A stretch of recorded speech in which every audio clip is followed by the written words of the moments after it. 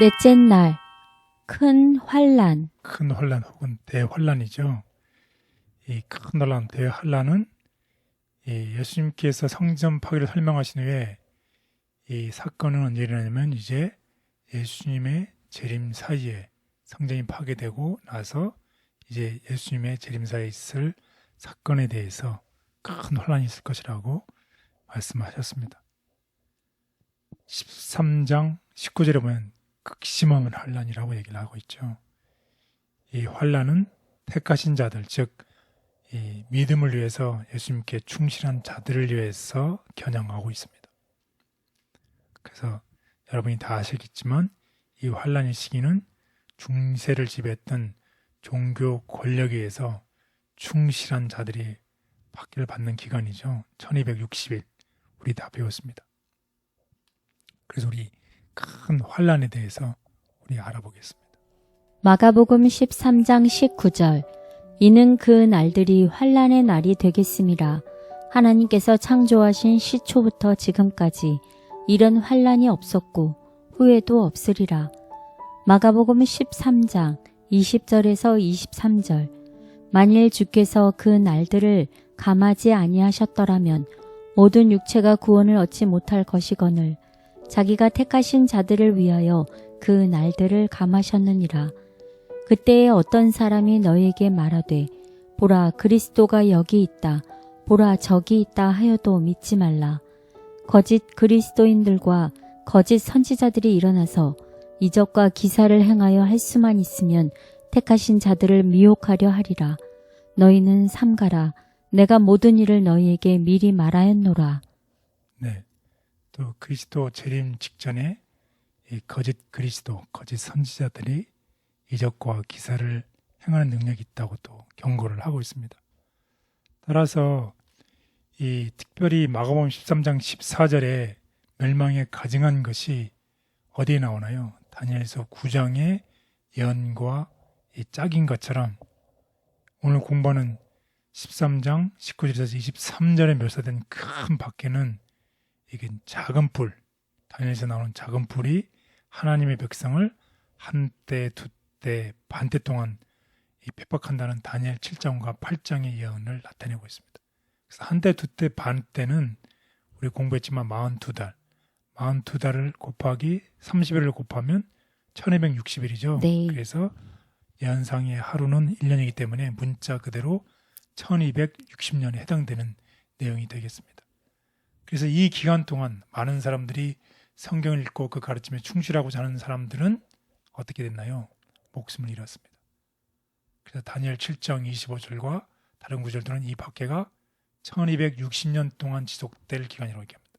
1260년은 538년에서 1798년 사이에 이르죠.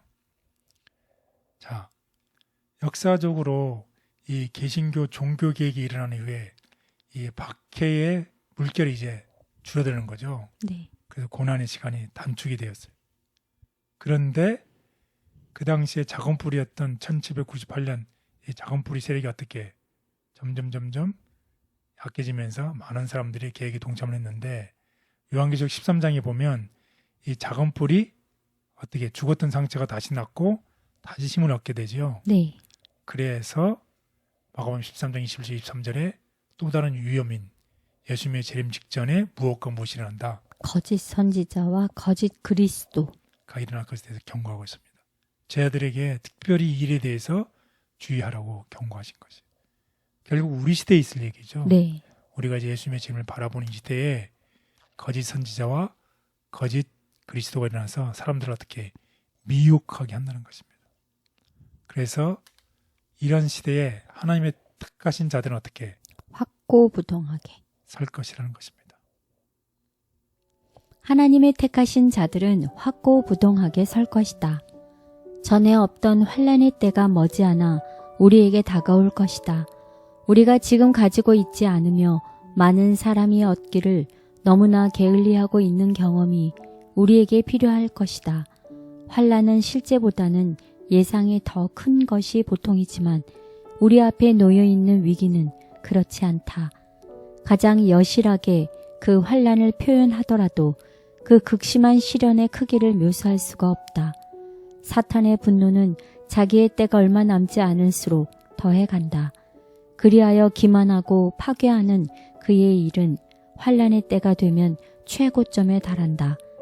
사탄은 자기의 지배 아래 들어온 사람들을 다스릴 것이며 세상의 거민을 다스릴 것이며 세상의 거민을 최후의 큰 환란에 빠뜨릴 것이다. 하나님의 천사들이 인간 정욕의 맹렬한 바람을 놓아버리며 투쟁의 모든 요소는 풀려질 것이다.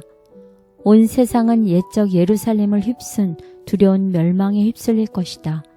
환란의 때, 곧 개국 이래로 없었던 환란의 때에도 그분의 택하신 자들은 확고부동하게 설 것이다. 사탄이 모든 악의 군대와 합세할지라도 하나님의 성도 중 가장 연약한 한 사람도 멸할 수 없다. 그분은 예루살렘 함락보다 더 큰 박해가 있을 것을 예고한다.